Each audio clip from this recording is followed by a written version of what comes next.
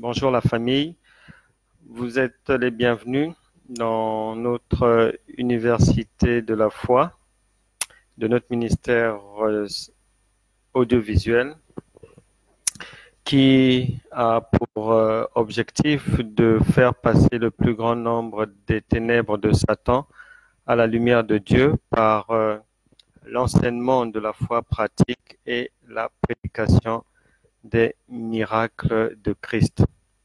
Bonjour à tout, j'espère que vous allez bien, Marie-Jo aussi. Soyez bénis, bien fidèles au rendez-vous. Que Dieu vous fasse beaucoup de bien. Et aujourd'hui, donc, bonjour Flore, sois bénie. Je t'appellerai en fin de journée. Salut papy, sois aussi béni, que la main de l'Éternel soit sur toi.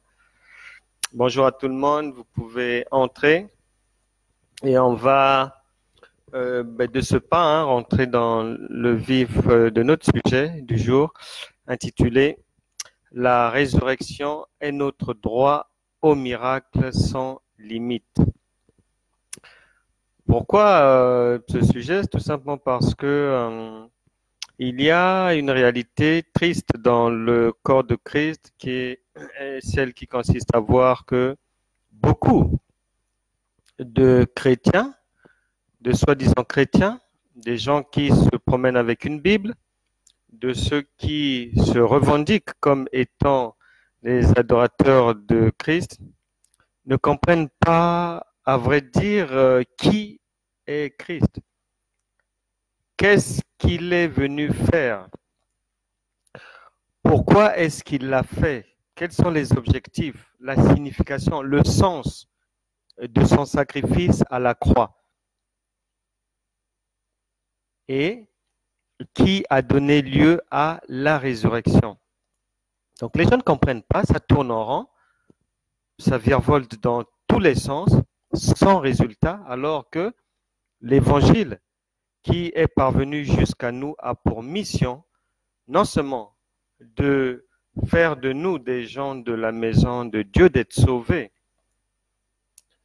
mais également de nous alléger la vie sur terre, de nous permettre de réussir la vie, d'accomplir le plan de Dieu, non seulement pour l'humanité, pour notre génération, pour notre société, mais également pour nos familles.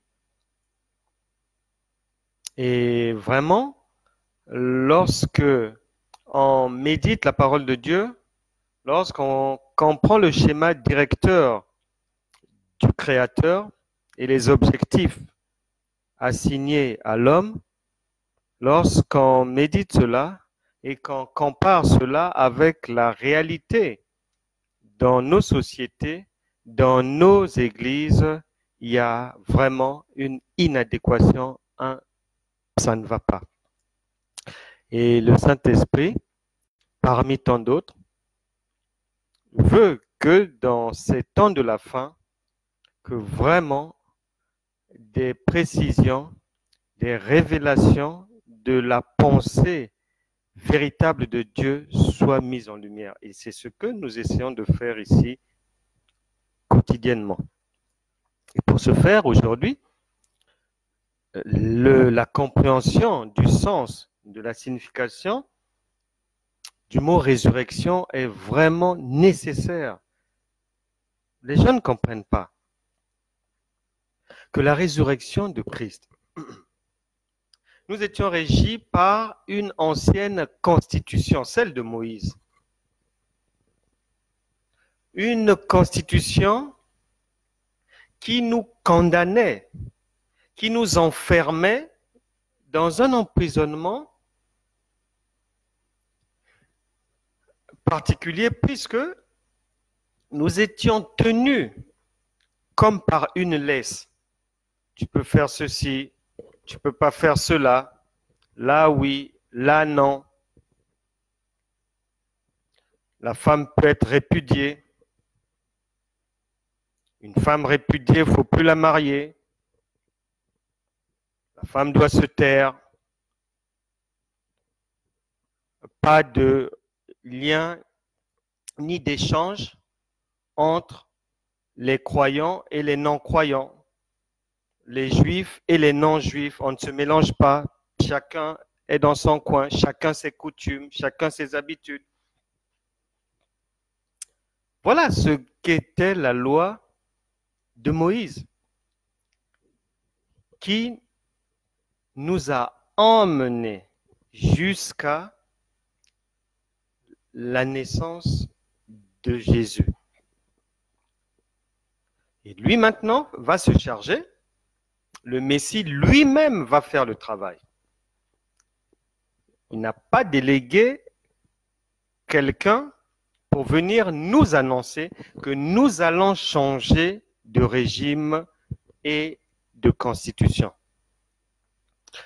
Maintenant, dans la nouvelle constitution qui va régir le nouveau régime, Jésus nous annonce que là-dedans, nous ne serons plus liés par « tu peux faire ceci, tu ne peux pas faire cela ». Non, non, non, non.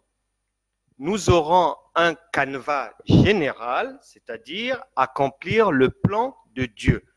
Pour ce faire, le plan de Dieu, lorsque quelqu'un est en train de l'accomplir, pendant qu'il l'accomplit, le royaume de Dieu se charge de s'occuper de ses soucis. C'est pour ça que la parole déclare, lui-même, Jésus a dit, « Venez à moi, vous tous qui êtes fatigués et chargés, et je vous donnerai du repos. » Donc, le nouveau régime inauguré par Jésus n'est plus un régime d'emprisonnement, c'est un régime de liberté en Christ. Et lui-même est venu nous l'annoncer. En même temps, il a enseigné. En même temps, il a prophétisé. Et en même temps, il a mis en pratique les réalités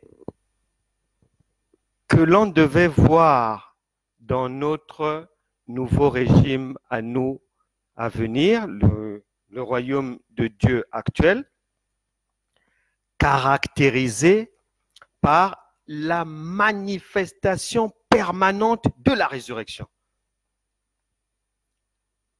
Jésus a annoncé que c'est une nouvelle ère qui s'ouvre. Et cette ère est caractérisée par plusieurs choses. On n'est plus obligé de passer par un sacrificateur. Il n'y aura plus à donner le sang des boucs, des taureaux, des brebis, des veaux et compagnie, c'est fini. Il n'y a pas un seul passage maintenant, le sacrificateur, pour voir ses péchés être pardonnés ou accomplir certaines choses. Non. Joël chapitre 2, verset 28 annonce, et ça sera repris encore dans le Nouveau Testament, que tout le monde, vos fils, vos filles, auront des songes, des visions, les gens prophétiseront. C'est cadeau maintenant. Donc, il y a des choses que l'on ne pouvait pas faire hier. Dans notre nouvelle constitution, celle inaugurée par la résurrection, on peut maintenant faire beaucoup de choses. C'est une constitution, un régime de l'impossibilité possible. C'est pour ça que plusieurs fois, il est mentionné avec insistance. Tout est possible à celui qui croit désormais. Qu'il te soit fait selon ta foi. Rien n'est impossible à Dieu. À Dieu, là veut dire vous, parce que vous avez le Saint-Esprit, Dieu est en vous. Donc, il y a maintenant une liberté d'action, une liberté d'agir que l'on n'avait pas et qui nous est apportée maintenant par la résurrection. Nouveau régime, nouvelle constitution, un nouveau texte. Maintenant, la particularité de ce nouveau régime constitutionnel, c'est que l'homme est désormais souverain en Christ. C'est la souveraineté. On peut tout faire. la résurrection nous dégage du sacrificateur, nous dégage des sentiers battus et nous donne les pleins pouvoirs par Christ. Les pleins pouvoirs, on les avait au départ avec Adam et Ève, mais il y a eu la chute. Il y a eu la chute, on les avait perdus. Maintenant, la résurrection avait pour objectif de nous restituer les pleins pouvoirs que nous avons maintenant par le Saint-Esprit. C'est la résurrection qui nous les a redonnés. Nouveaux vêtements, vêtements de royauté. Nous élevons encore au niveau de la divinité. Co-héritier avec Christ, co-ouvrier avec Christ, élevé dans les lieux très hauts, assis à la droite de Dieu, qui a fait de nous des dieux et qui a fait de nos ennemis notre marchepied. Voilà la résurrection. Et c'est là où vous êtes. C'est là où je suis. Nous y sommes tous. Nous sommes dans la saison résurrectionnelle. Nous n'avons plus à marcher selon des principes et des dogmes de l'ancienne loi. Non, il y a eu scission, il y a eu fracture. Nous ne sommes plus concernés par ces lois. Nous sommes maintenant régis par la résurrection. Et la résurrection nous donne de nouveau les pleins pouvoirs pour agir, que ça soit dans le domaine de la santé, que ça soit dans les finances, que ça soit dans l'éducation des enfants, que ça soit dans l'entrepreneuriat, que ça soit. Prenez, c'est pour vous, c'est cadeau, c'est la résurrection vous a apporté cela. La résurrection est venue pour nous restituer quelque chose qu'on avait perdu, une puissance, une force, un pouvoir que l'on avait perdu. Et nous étions devenus vraiment faibles, exposés aux griffes de Satan, exposés aux démons, exposés à la pauvreté, aux malédictions, à la misère, exposés à l'échec, au divorce, au célibat, condamnés à ne plus pouvoir se remarier, condamnés à payer par lapidation sans péché, condamnés à nous taire pour les femmes, là où il est fait mention de leur Dieu, leur Sauveur et Seigneur, étrangement, elles étaient obligées de se taire. Mais Jésus-Christ est venu mettre fin à cette situation, à cet emprisonnement, en nous donnant une nouvelle liberté à travers la résurrection, qui est la capacité d'emmener à l'existence ce qui n'existe pas. La résurrection est la capacité de sortir d'une maladie là où l'hôpital a dit que c'est terminé pour vous. La résurrection est la capacité d'aller de la pauvreté à la prospérité. La résurrection est la capacité que quelqu'un qui marche dans la pensée résurrectionnelle par l'esprit de vie et qui n'a pas été à l'école, par la résurrection, il peut récupérer une éducation, de l'instruction et des connaissances. C'est ça la résurrection. Elle nous redonne les pleins pouvoirs pour chasser les démons, pour sortir d'une maladie, pour faire le bien, pour se faire pardonner son péché, pour se remarier, pour prêcher l'évangile sans distinction de race, ni de sexe, ni de couleur. C'est la résurrection qui nous a apporté tout cela. Et c'est plein pouvoir, pour vous donner un exemple, dans notre monde, lorsque un conseiller spécial d'un chef de l'État, par exemple,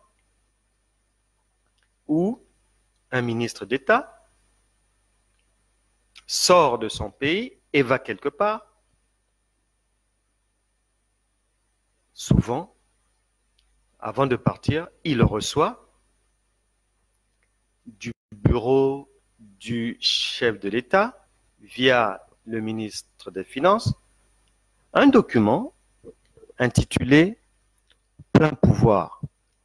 Et avec ce document, le conseiller spécial ou le ministre d'État qui va à l'étranger, il peut arriver quelque part, il voit peut-être dans une foire automobile, il voit de jolis véhicules, il pense peut-être à son pays, il voit des véhicules agricoles, il se dit mais ces tracteurs-là, ce genre de tracteur ferait l'affaire chez nous pour booster notre agriculture. À ce moment-là, le document qu'il a en sa possession, les pleins pouvoirs, sans demander la permission encore au chef de l'État, sans demander la permission au Premier ministre, sans demander la permission à un ambassadeur, à un être vivant, il peut acheter ces tracteurs en engageant la responsabilité et la dépense de l'État en présentant au vendeur ce document par lequel son pays, partout là où il va, lui donne les pleins pouvoirs pour acheter, agir, faire au nom de son pays. Et la ressource va suivre. Donc il peut acheter, il peut faire des choses, il peut faire des dépenses, sans en référer encore à quelqu'un, même pas à son chef. C'est ce que nous avons reçu par la résurrection. C'est ce qu'on avait perdu avec Adam et Ève, que Jésus-Christ est venu nous restituer par la résurrection. Et pour faire vraiment court, la résurrection, Christ l'a démontré. C'est comme si tu meurs, c'est comme si tu es condamné, c'est comme si les gens t'ont maudit, ils t'ont enterré, mais tu ressuscites, tu renais. Et de toute situation de la vie. C'est ainsi qu'il faut comprendre, saisir la résurrection conforme à la pensée de Dieu. Et pour aujourd'hui, pour que l'on puisse bien toucher du doigt et comprendre d'une manière définitive les pleins pouvoirs, les pouvoirs que la résurrection est venue nous attribuer de nouveau et qui sont en notre possession par le Saint-Esprit, venez avec moi dans un merveilleux texte, celui de Jésus-Christ, qui se retrouve face à face avec une femme, la Samaritaine, en Jean chapitre 4, on commence au verset 18. Nous allons passer plusieurs étapes.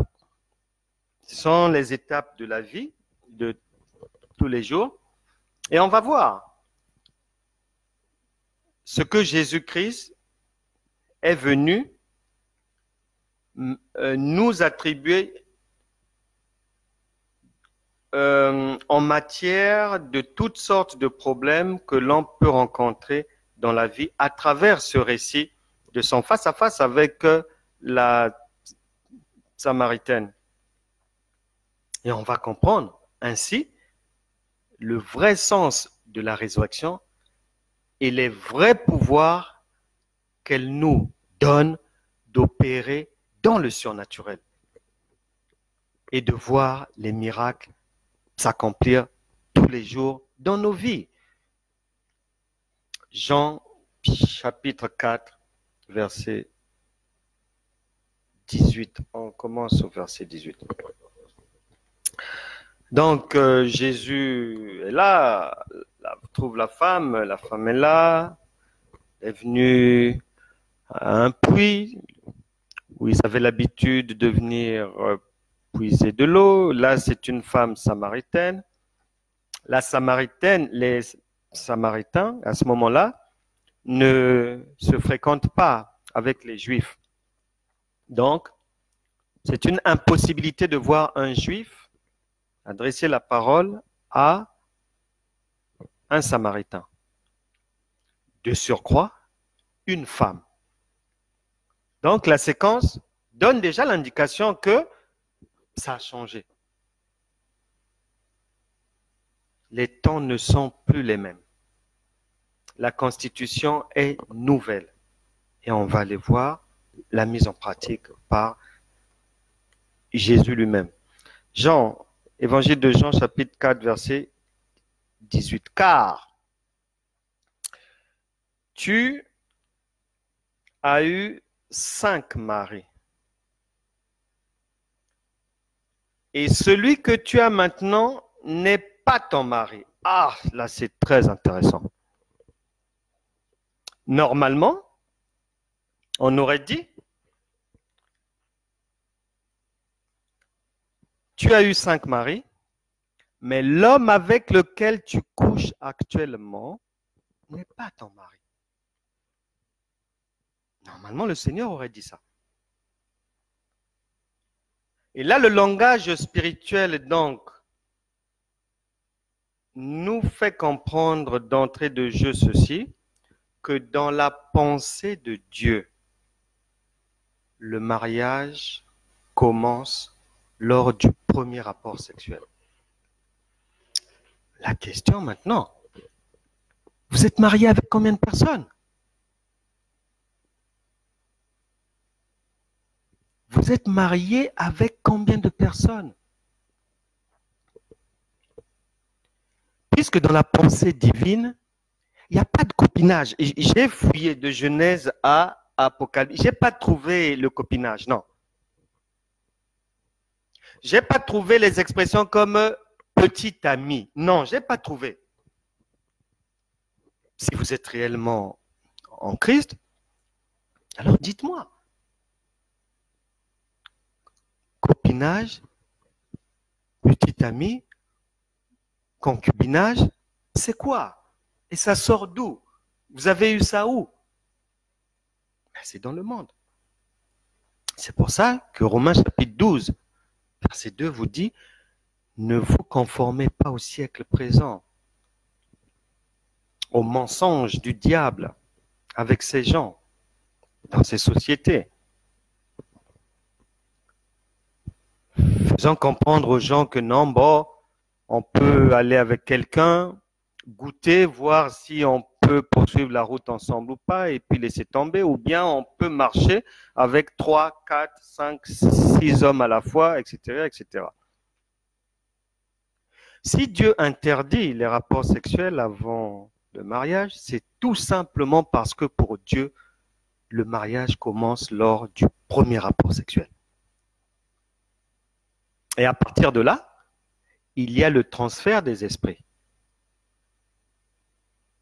Chacun rentre dans la chambre avec ses bagages, visibles ou non visibles à l'œil nu. Et d'autres bagages sont disposés, sont agrafés au niveau des sexes. Maintenant, si vous êtes marié actuellement 10 fois, avec 10 maris, mais combien de démons transportez-vous?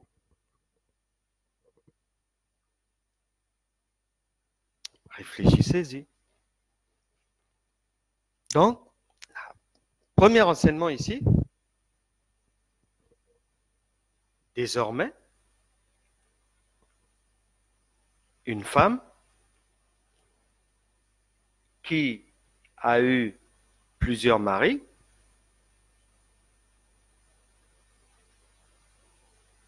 peut se remarier. Là, le Seigneur, si elle n'avait pas le droit, la volonté du Seigneur, car tu as eu 5 maris et celui que tu as maintenant n'est pas ton mari. La volonté du Seigneur est qu'elle puisse avoir son mari à elle, qu'elle puisse bien priver. Et là, c'est la résurrection qui va venir lui donner le droit d'avoir, de se remarier, d'avoir maintenant un mari à elle-même. Donc, normalement, avec la saison de la résurrection, 5 maris, bon, ça n'a pas marché. Le 6e ne lui appartient pas, donc c'est le 7e, normalement, qui sera son vrai mari définitif. Et la deuxième leçon, peu importe le nombre de mariages précédents, le Seigneur ne s'en occupe pas. Il a juste énuméré le nombre de mariages qui n'ont pas marché. Bon, en plus, bon, là, actuellement, tu n'es pas non plus dans un bon mariage parce que ce n'est pas ta propriété. Tu es maîtresse, mais maîtresse pour Dieu, c'est mariage. Donc, ben, ça ne peut pas aller. Il faut que tu trouves un homme à toi-même. Donc, dans la pensée divine, peu importe le nombre de mariages, on retient là rien que sur le verset 18, que Dieu veut dire que la femme doit être mariée, peu importe le nombre de mariages. Le mariage commence lors du premier rapport sexuel et même si une femme a eu 1000 mariages avant, il n'y a plus la répudiation. Il n'y a plus la lapidation, je voulais dire. Parce que la nouvelle constitution rend l'homme libre. Et je suis toujours vraiment surpris et j'en rigole toujours lorsque j'entends des inepties de certaines personnes, soit qui n'ont rien compris aux Écritures, ou soit qui sont paresseuses et ne veulent pas les creuser, ou soit qui ont peut-être de la vengeance personnelle vis-à-vis d'une femme et tout. Et une fois qu'ils deviennent soit ministres de Dieu ou transportant une grosse Bible avec le droit de parler d'une chair, interdisent à la femme de prêcher. Je suis toujours surpris. Parce que ce genre de personnes ne veulent pas qu'une femme puisse enseigner, puisse prêcher. Ok, d'accord. Mais lorsqu'on creuse un peu, on va se rendre compte que sur son lieu de travail, son chef est une femme. On va se rendre compte que dans sa mairie, le maire est une femme qui le commande. Au travail, il est commandé par une femme. Sur la commune, commandé par une femme. Dans la région, commandé par une femme. Et des fois même, le ministère dont dépend son travail est dirigé par une femme. Des fois même, il vit dans un pays où le Premier ministre est une femme. Ou encore, la présidente de la République est une femme. Ou encore, il est sous l'autorité d'Angela Merkel en Allemagne là-bas. Alors dites-moi un peu. Ou s'il habite à Paris, il y a Anne Hidalgo sur sa tête pour lui donner des ordres. Alors dites-moi un peu, quel est ce Dieu qui a dit que toute autorité vient de lui? Qui va instituer des autorités, dont des femmes, mais qui va interdire à la femme d'enseigner dans l'Église, alors qu'elle peut diriger toutes sortes d'hommes dehors, même les gifler, parce qu'on a déjà vu des directrices gifler des hommes. Et oui, ça existe. Et des ministres femmes aussi. Donc, quel est ce Dieu cohérent, sage, qui va permettre qu'une femme puisse te commander des années durant, tu ne dis rien, tu la fermes dans la société et dire que non, bon, elle peut le faire là-bas, mais pas dans la maison. Ça n'a pas de sens. Ne vous laissez pas avoir par l'ancienne constitution de Moïse. Ici, nous sommes dans la résurrection maintenant. Ça n'a plus lieu d'être, ces choses-là. La femme est libre. Un homme qui s'était marié 1000 fois avant peut se remarier encore. Tant est que, s'il devient enfant de Dieu, s'il vient dans notre royaume, qu'il s'assure que ça sera son dernier engagement pour la vie. C'est tout. Ce que notre royaume ne veut pas, ce que la résurrection refuse, ce sont les blagues. C'est la bêtise. C'est le tourisme, le carnaval comportemental. Ça, non. Et je disais, il ne faut pas se laisser avoir par l'ancienne loi. J'étais quelque part. J'échangeais avec une femme de Dieu. Femme d'un pasteur, elle aussi. Et qui me disait, je lui ai demandé s'il lui arrivait de prêcher dans leur église.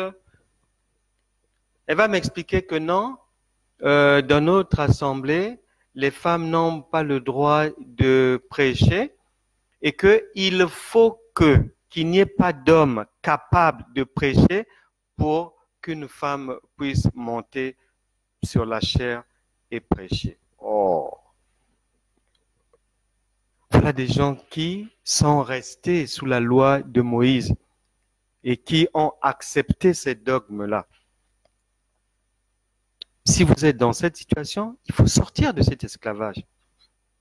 Parce que vous puissiez prêcher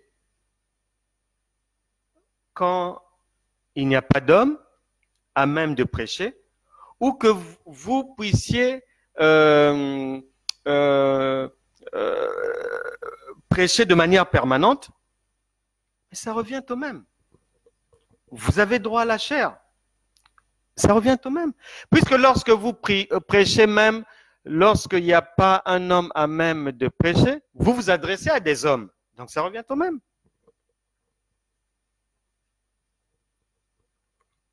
On avance. Jean chapitre 4, on arrive au verset 24. Donc là, Jésus-Christ est en train d'échanger toujours avec cette Samaritaine. Une femme d'un peuple qui ne se mélangeait pas aux Juifs. Et Jésus est en train d'échanger avec elle, en train de lui exposer ce que la résurrection lui donne comme droit désormais. Et c'est la même chose pour nous. Verset 24, il dit, Dieu est esprit, il faut que ceux qui l'adorent, l'adorent en esprit et en vérité. Le nouveau régime de la résurrection est un régime de vérité. Si avant, vous étiez menteur, le mensonge, il faut le mettre à la poubelle. Parce que, dans ce régime-là, Dieu n'exauce pas les pécheurs. Et ceux qui marchent avec le mensonge ne sont pas des gens de la maison de Dieu. Ils sont régis par le diable qui est le père du mensonge. Et adorer en esprit et en vérité, contrairement à ce que les gens qui ne comprennent rien exposent, pensent, que adorer c'est chanter. Non, non, non, non. La vraie adoration, c'est l'obéissance aux instructions divines. Si je sais chanter, par exemple, ou louer Dieu, et que je marche de travers, mais ça n'a pas de sens. Ça n'a pas de sens.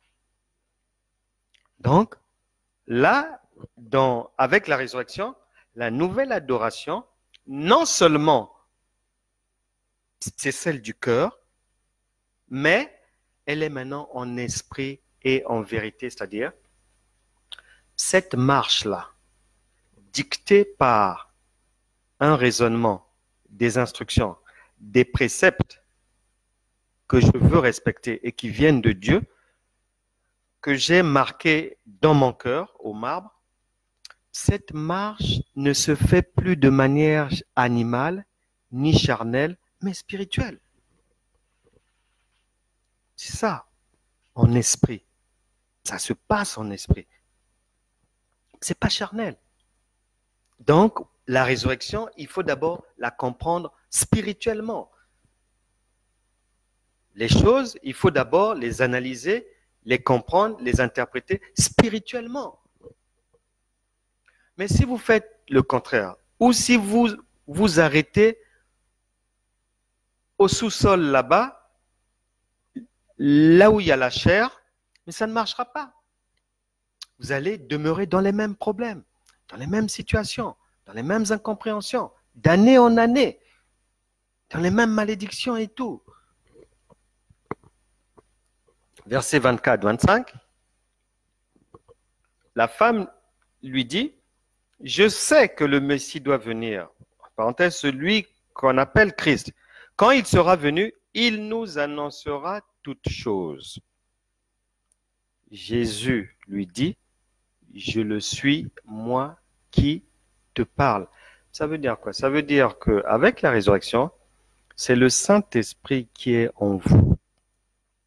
Et cette parole-là, vous la joignez avec Jean chapitre 14, verset 26 là-bas. Vous joignez ça. C'est une parole synonyme. Que lorsqu'il va venir, comme il est en vous, avec la résurrection, il va vous enseigner. Il va vous montrer. Si quelqu'un se présente devant vous pour vous proposer quelque chose, ou madame, pour vous faire la cour, même monsieur, si une femme vous fait des beaux yeux, mais le Saint-Esprit, normalement, si vous êtes véritablement enfant de Dieu, marchant par l'Esprit de Dieu, par la résurrection, caractérisé pratiquement par la présence du Saint-Esprit en vous, il vous dira si ce que vos yeux voient là, si c'est vrai ou si c'est faux. Vous êtes maintenant à même de le savoir. C'est pour ça que moi, je ne perds pas mon temps dans les débats de faux apôtres, faux pasteurs, faux ceci, cela, parce que si Jésus a dit « laissez le vrai et l'ivraie », moi-même je ferai le nettoyage à la fin, c'est parce qu'avec la résurrection et le don du discernement des esprits, nous n'avons pas de problème avec ça. Car il nous a donné ce qu'il faut pour reconnaître le vrai et reconnaître aussi le faux. Donc il n'y a pas de débat. Nous avons avec la résurrection la capacité très facile de ne pas tomber dans le piège du diable. Lorsqu'une femme pleinement pécheresse se présente avec de très belles phrases, avec des mascaras partout, tout le tralala, mais normalement un chrétien authentique va reconnaître si c'est faux ou si c'est vrai. Une femme pleine d'adultère, mais elle est reconnaissable. On n'a pas besoin qu'elle puisse l'avouer. Le Saint-Esprit nous parlera.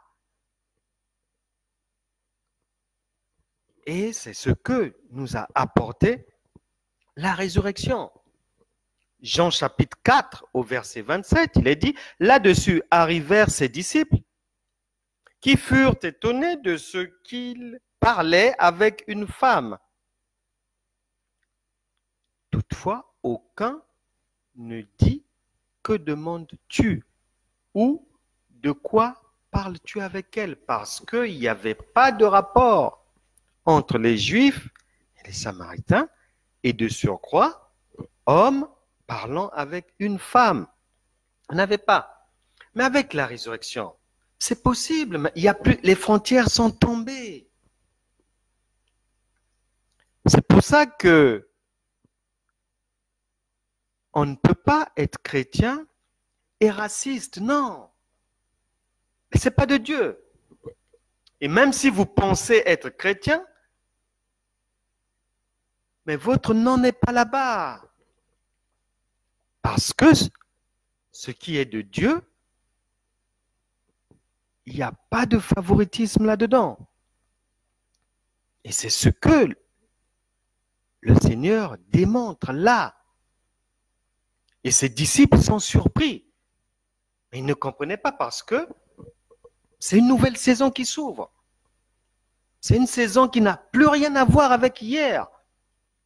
Et le maître lui-même est en train de l'exposer par des faits, des gestes, des paroles que le régime constitutionnel a changé. Il n'y a plus de barrières. Le racisme n'a pas lieu d'être. La femme peut prêcher comme elle veut. Maintenant, à elle de savoir respecter son mari à la maison ou bien respecter les autres dans l'assemblée ou bien dehors. Libre à elle. Mais le droit de prêcher, non, on ne peut pas le lui ôter. C'est donné, c'est donné. La résurrection est venue nous restituer les pleins pouvoirs.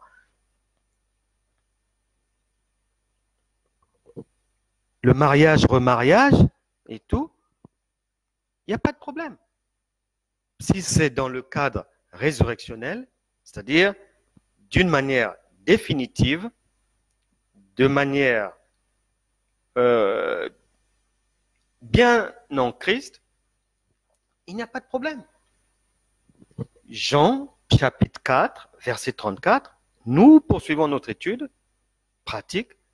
Au verset 34, il est dit, Jésus leur dit, ma nourriture est de faire la volonté de celui qui m'a envoyé et d'accomplir son œuvre. Voilà. La résurrection est venue nous passer l'information aussi, nous donner des instructions sur ce que nous avons pour mission de poursuivre l'œuvre de celui qui nous a envoyés. Or, celui qui nous a envoyés sur terre, c'est le Père. Jésus est venu nous donner l'information et nous avons pour mission de poursuivre son œuvre. Et Jean, chapitre 4, verset 34, là, cette parole, c'est la même parole écrite autrement, c'est la même parole ici répétée que celle contenue en Jean, en Matthieu, chapitre 6, verset 33. Cherchez, premièrement, le royaume de Dieu et sa justice. C'est ça ce que ça veut dire. Ma nourriture est de faire la volonté, non pas la mienne, non pas la vôtre, mais de celui qui vous a envoyé, de celui qui a fait de vous enfants de Dieu. Et si vous n'êtes pas encore enfant de Dieu, de celui qui vous a créé, vous a envoyé sur terre. L'objectif, c'est de d'abord faire sa volonté, d'accomplir son œuvre, donc le bien pour votre génération, et tout le reste vous sera donné. Nous poursuivons.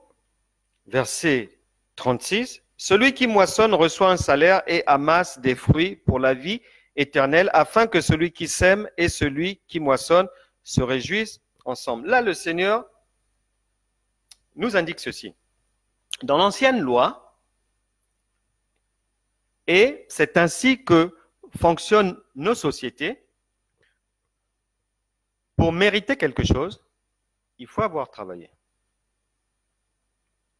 Et le Seigneur nous instruit à faire ainsi. OK. Mais Au verset 38, il est dit ceci. Je vous ai envoyé moissonner ce que vous n'avez pas travaillé. D'autres ont travaillé et vous, vous êtes entrés dans leur travail. Ah, ben voilà. On apprend quelque chose de merveilleux. Ça veut dire quoi? La Bible déclare, c'est David qui l'a dit, que Dieu peut sauver le héros par soit une grande armée, soit une petite armée. La parole de Dieu nous apprend que Dieu peut permettre la rémunération de quelqu'un qui travaille, il mérite un salaire. Mais ici, la résurrection vient nous apprendre que ceux qui sont en Christ ont également la possibilité d'être rémunérés sans avoir travaillé. C'est pour ça que dans l'Ancien Testament, fouillez bien là-bas, vous trouverez cette parole. L'Éternel permet aux méchants d'amasser pour le juste.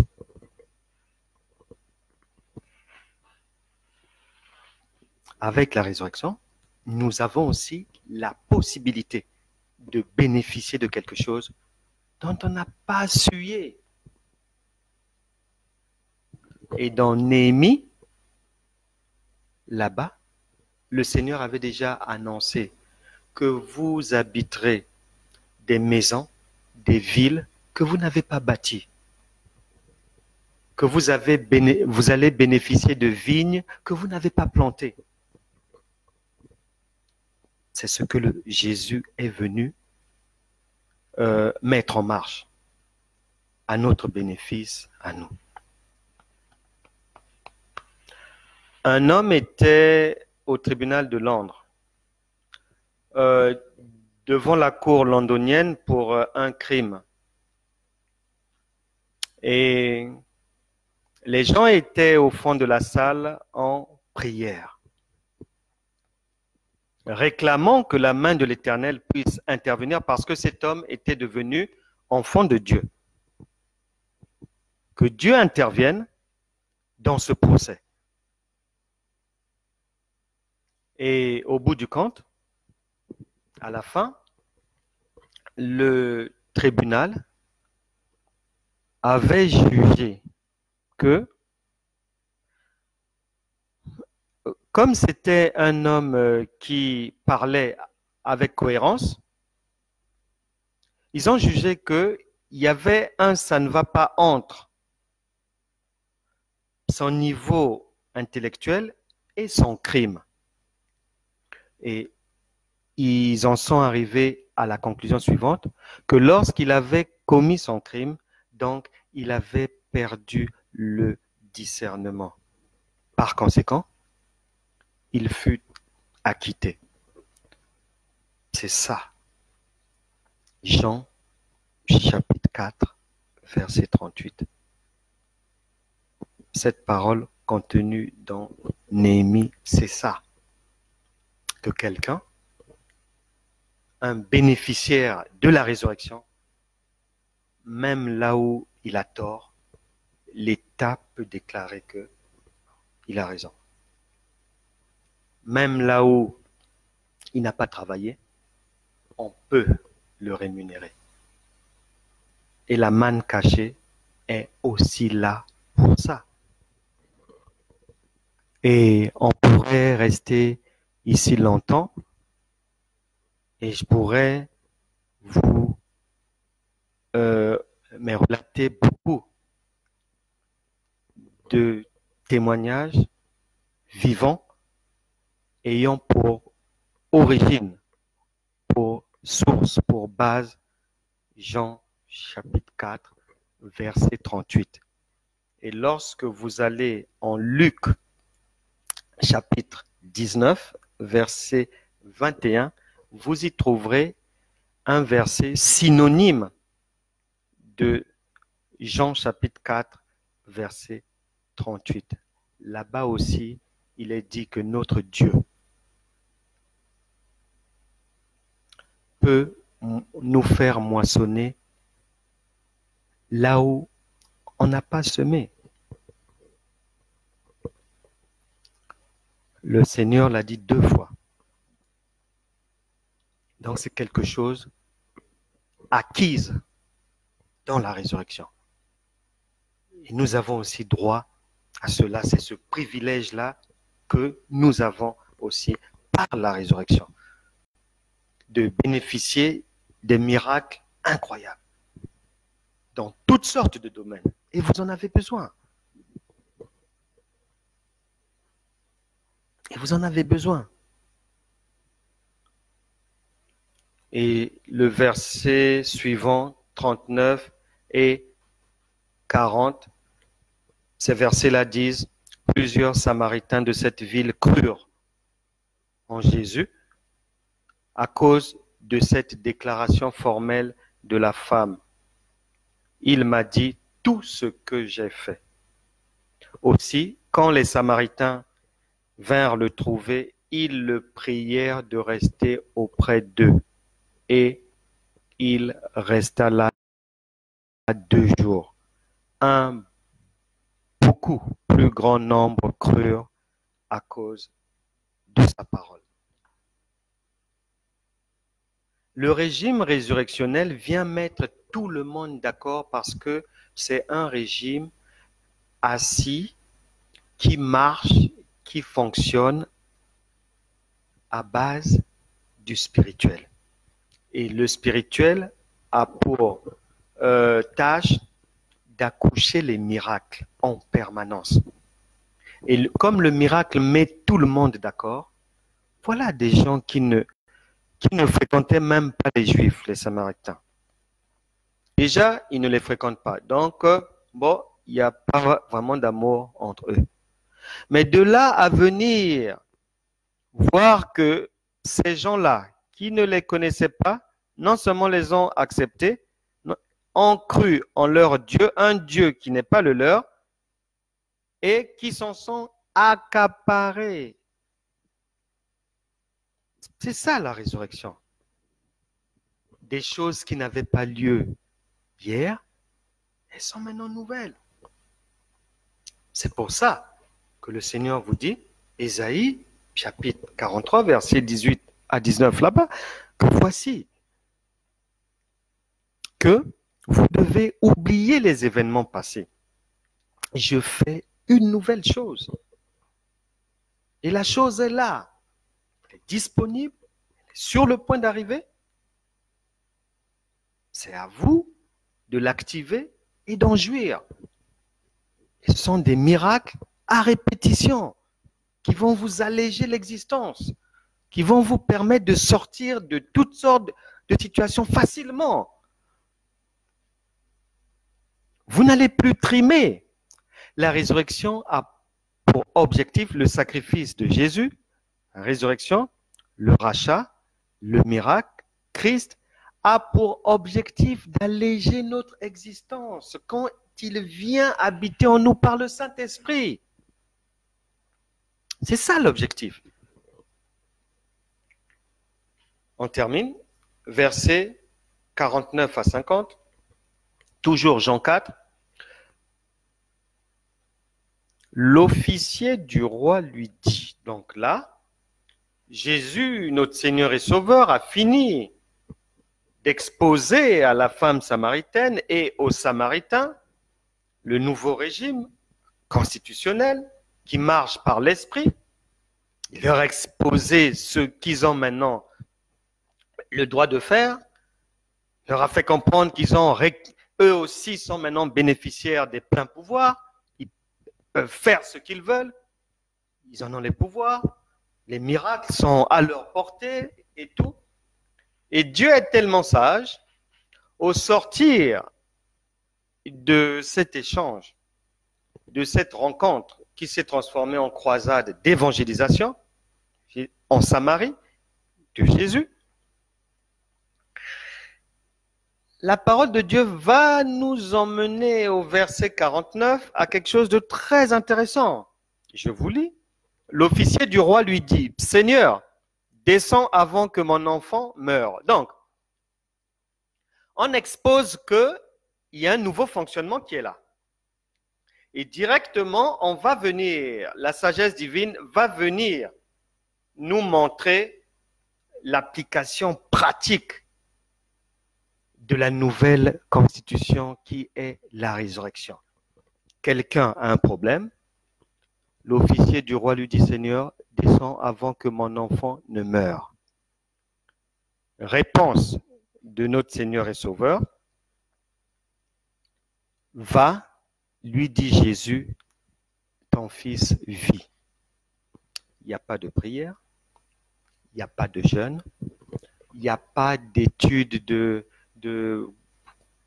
comment on appelle ces choses-là, de l'état d'âme de quelqu'un, il n'y a pas de retraite spirituelle, il n'y a pas d'offrande à payer, il n'y a pas d'argent à payer, il n'y a pas d'argent à payer, il n'y a pas d'hôtel à bâtir, il n'y a pas tout le fanfaronnage, tout le tralala, tout le mensonge que nous voyons dans certains endroits et dont peut-être vous êtes encore victime.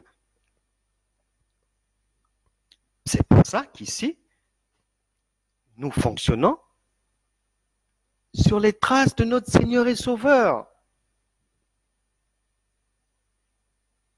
Lui-même, il avait dit, ça ne sert pas de faire le tralala. Le problème est connu, on a la connaissance, on a la sagesse qu'il faut pour savoir quelle intelligence appliquer à ce problème, et on applique. Puisque nous n'avons pas de problème, puisque notre Constitution dit que les anges sont au service de ceux qui doivent hériter le salut. Et le psaume 33, verset 9, car il dit et la chose arrive, il ordonne et elle existe. C'est ça que Jésus met en application. Par la résurrection, il nous a légué ce travail à faire. Le solutionnement des problèmes. Là, c'est presque une mort. Mais il dit, il n'y a même pas d'imposition des mains. Va, lui dit Jésus, ton fils vit. La résurrection, c'est la vie. On est là pour déclarer la vie dans toutes sortes de domaines, pour sortir les gens des malédictions, des travers, du péché, de l'échec. On termine. Et cet homme crut, comme Dieu vous demande de faire. Lorsque la parole est libérée, restez accrochés à la parole. Ne restez pas dans vos dogmes. Soyez transformés par le renouvellement de l'intelligence. Nous sommes dans une nouvelle ère. Le verset termine en disant, cet homme donc crut à la parole que Jésus lui avait dite et il s'en alla. Il a cru. Quand tu crois, il n'y a pas de problème. Comme déjà il dit, ses serviteurs venant à sa rencontre lui apportèrent cette nouvelle. Ton enfant vit. C'est ça la résurrection. C'est ça la résurrection que le Seigneur voulait qu'on puisse voir ensemble aujourd'hui. Et le vœu de mon cœur est que tout un chacun a pu aujourd'hui saisir la vraie signification de la résurrection. Il y a trop de théories, des mots que les gens balancent comme ça, ils comprennent même pas, ils comprennent rien. Rédemption, rachat, les gens chantent dans tous les sens, sans comprendre, des moutons de panurge véritables, des aveugles conduits par des aveugles. Ça peut donner aucun résultat.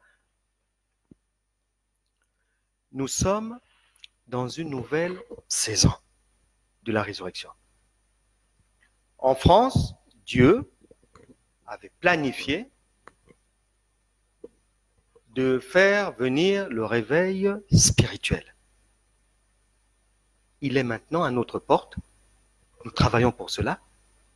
Mais un réveil spirituel, une délivrance en masse, ne vient pas, n'est pas mise en application avec les méthodes d'hier, avec des acteurs d'hier. Il faut un feu nouveau, des méthodes nouvelles, très efficaces, pratiques, pour aller contrer avec efficacité et sans perdre de temps Satan et ses démons. Le réveil spirituel est là. Vos yeux vont le voir. Ceux qui sont spirituels, on voit déjà les prémices. Et nous œuvrons pour ça, pour que le plus grand nombre soit sauvé. Et le vœu de mon cœur est que vous puissiez être, vous et votre famille, l'un des bénéficiaires de ce réveil spirituel qui était tant attendu, car la révélation attend depuis longtemps avec un ardent désir. La création attend plutôt depuis longtemps avec un ardent désir la révélation des fils de Dieu que vous êtes. Et un réveil spirituel ne peut se faire sans un vent de résurrection puissant. Vous avez déjà en vous, par le Saint-Esprit, un bout de ce vent. À vous maintenant de vous mettre en œuvre et d'aller, de faire, d'être là où l'Éternel vous a déjà fixé rendez-vous. Que Dieu vous bénisse. On se retrouve demain à 13h. Bonne journée.